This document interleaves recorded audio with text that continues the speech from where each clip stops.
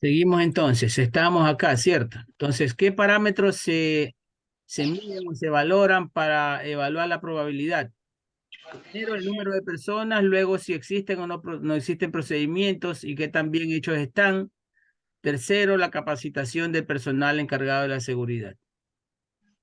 Y también el índice de exposición al peligro basado en seguridad y salud ocupacional. Teniendo estos valores, la sumatoria de lo que resulte de esta suma más esta suma de aquí, como máximo 3, ¿cierto? 3, 6, 9 y 12. El valor máximo que podemos obtener es de 12, ¿cierto? ¿Ya? Entonces también tenemos el índice de severidad. Severidad o gravedad es lo mismo. Severidad o gravedad de la lesión es lo mismo. Entonces entendámoslo así. El índice de probabilidad es el resultado de sumar los índices de personas expuestas más procedimientos existentes, más capacitación y exposición al peligro. Vamos con el índice de severidad, que señala que el grado de severidad, esto se valora dependiendo si el peligro o factor es de seguridad o de salud ocupacional. Y vemos, por ejemplo, las lesiones sin incapacidad son de seguridad. El disconfort y la incomodidad de salud ocupacional tiene que ver con posturas forzadas y lo demás, ¿no? Lesión por incapacidad con capacidad temporal. Incapacidad temporal es cuestión de seguridad. El daño a la salud reversible, ¿ya? Es cuestión de salud ocupacional. Lesión con incapacidad permanente o muerte es cuestión de seguridad y daño a la salud irreversible es cuestión de salud ocupacional. Luego se multiplica, ojo, luego se multiplica el índice de probabilidad que obtuvimos de las 4 primeras tablas, se multiplica con el de severidad, con el resultado que haya arrojado esto, ¿no? Supongamos, tenemos el máximo de 12 por 3, el máximo valor sería 36, ¿cierto? Donde obtendremos el grado de riesgo, de acuerdo a lo siguiente, ¿ya? Miren, como máximo 36, ¿ya? Si el nivel de riesgo, la estimación del grado de riesgo tiene un valor de 36, ¿de dónde sale este 36? Supongamos, a la primera tabla le dimos 3, a la segunda 3 son 6, a la tercera 3, 9, y a la cuarta 3 son 12. 12. Y ahora vamos a ver la severidad. Que si se causa un daño a la salud irreversible, le damos 3 más. Entonces ese 12 lo multiplicamos por este 3 de aquí y sale un valor máximo de 36. Correcto. Entonces, ¿cuándo se estima que ese resultado está por debajo de 4 o es 4? La estimación del riesgo es trivial, ¿no? O sea, sin importancia. Cuando ese valor está entre 5 y 8, la estimación del grado de riesgo es tolerable. Cuando ese resultado está entre 9 y 16, es una estimación del riesgo moderado. Cuando ese valor está entre 17 y 24, es una estimación de riesgo importante, ya de tomar en cuenta. Desde el moderado mismo tenemos que tomarlos en cuenta para establecer nuestras acciones preventivas. Y luego acá esto no puede ocurrir, ¿no? El valor intolerable no puede ocurrir, ¿ya? 11. Se sugiere considerar como riesgo significativo a partir del grado de riesgo importante, como les decía yo, salvo de acuerdo al Comité de Seguridad y Salud en el Trabajo. Describir medidas de control propuestas. Ya, aquí nosotros ya establecemos qué es lo que se va a hacer. Una vez que valoramos numéricamente, ¿no? Numéricamente. Esto es una valoración cuantitativa. ¿De cuánto? De números. Correcto. ¿Alguna pregunta que tengan aquí? Porque de esto va a haber, pruebas, ¿ah? De esto va a haber. Este, sí, sí, ingeniero. En lo que se, bueno, en lo que he estado leyendo de lo que es las metodologías y todo, hay metodologías preventivas y correctivas. Esa Ajá. de ahí, ya sería como una correctiva porque se estima ya después de un accidente y después de un suceso. A ver, hablamos, George, de que primero uno de los pasos es para la evaluación del riesgo es primero acá, tomar en cuenta ¿qué? La información previa. O sea, usted como técnico no necesita que alguien le pase algo para saber identificar un peligro y evaluar un riesgo, porque usted es el profesional, ¿cierto? Y yo le pregunto, ¿lo puede estimar un riesgo teniendo esta información que le señalo?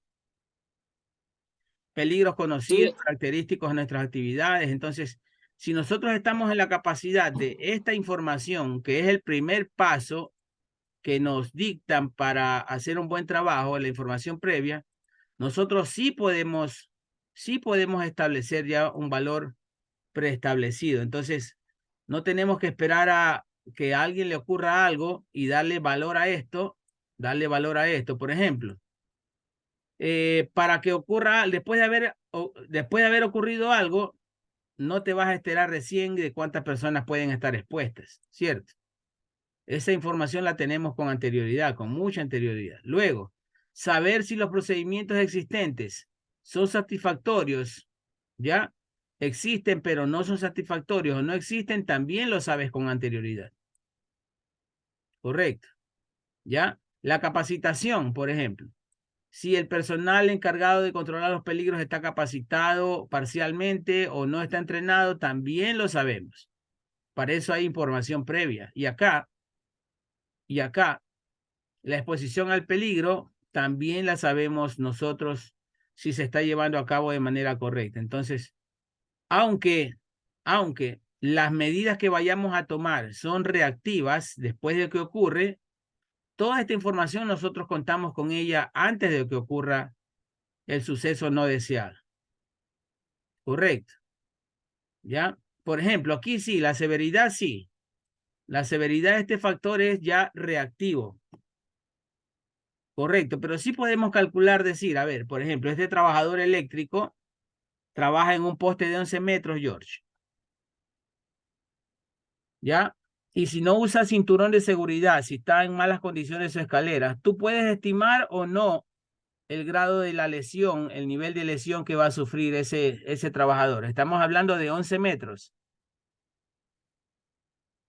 claro, sí se puede estimar porque dependiendo de la altura en la que se encuentra, ya uno sabe que si es una altura, una caída de una altura considerable, puede sufrir lesiones más graves. Ya, entonces, yo te pregunto, ese trabajador se cae desde 11 metros, sin cinturón. Sin cinturón quiere decir que cae lejos del poste, ¿cierto? ¿Qué garantizas tú con el cinturón, George? A ver, una vez lo hablamos en clase. ¿Qué garantizas tú de que el trabajador se ate al poste con cinturón? Eso creo que más o menos usted nos explicó que era sobre la distancia de la caída y también que una palabra clave usted dijo en esa clase, que era como que si el personal que no está atado, no, si cae más lejos, tiene una posibilidad de menos fracturas, o sea, si cae más cerca, bueno, algo así, no tengo A bien ver, concreto el concepto, pero una explicación así más o menos de la importancia de estar atado. ya. A ver, si nosotros estamos atados al poste, si han visto ustedes cómo bajan los bomberos, ¿no? Por ese tubo, ¿ya? Y los Sí, bomberos siempre caen de pie, ¿cierto? Ese tubo tiene más o menos unos 3, 4 metros de altura. Y se ruedan, ¿no? Y siempre caen de pie y nunca sufren una incapacidad. Bueno, a largo plazo hay que ver, pues, ¿no? La cuestión de la rodilla, los tobillos y todo lo demás, ¿ya? Pero estar atado, estar cerca del poste te garantiza de que tú tengas una alta probabilidad de caer de pie, a no ser que en el transcurso de la caída tú te vires de cabeza y prefieras caer de cabeza, pues, ¿no? ¿Ya?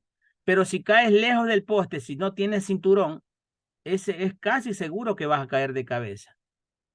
¿Por qué? Porque las partes del cuerpo más pesadas, ¿dónde está?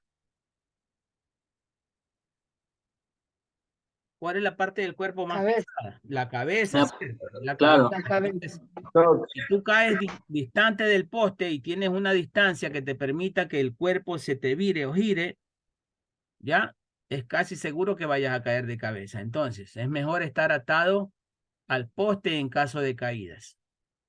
Ahora, tú me acabas de decir, ok, cayendo de 11 metros, es muy difícil que quede sin una incapacidad. Seguramente va a quedar con una lesión con incapacidad temporal, fractura, O por ejemplo, muerto. O fractura, muerto. ¿ya? Y puede llegar muy probablemente a la muerte, ¿cierto? ¿Ya? Depende cómo haya caído, ¿no? Entonces, este grado de severidad sí tendríamos que, hasta ahí, mira, ya hemos visto, y no tenemos que esperar a que alguien que caiga, grabarlo y observar la caída para más o menos estimar nosotros y valorar numéricamente qué es lo que podría ocurrir. Entonces, este valor sí lo podemos sacar previamente. Sí lo podemos sacar previamente. Entonces, en sí, la metodología es preventiva, pero tú tomas acciones luego de lo que ocurrió, ¿cierto? ¿Ya? Bueno, hasta aquí nos vamos a quedar. Vamos a marcar esto. Nos vamos a quedar en adopción de medidas de control. Bien, ¿alguna pregunta que tengamos?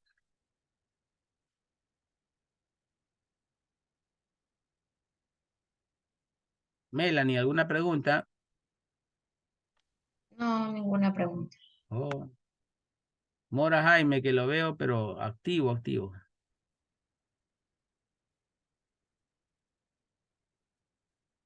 Oh, bueno,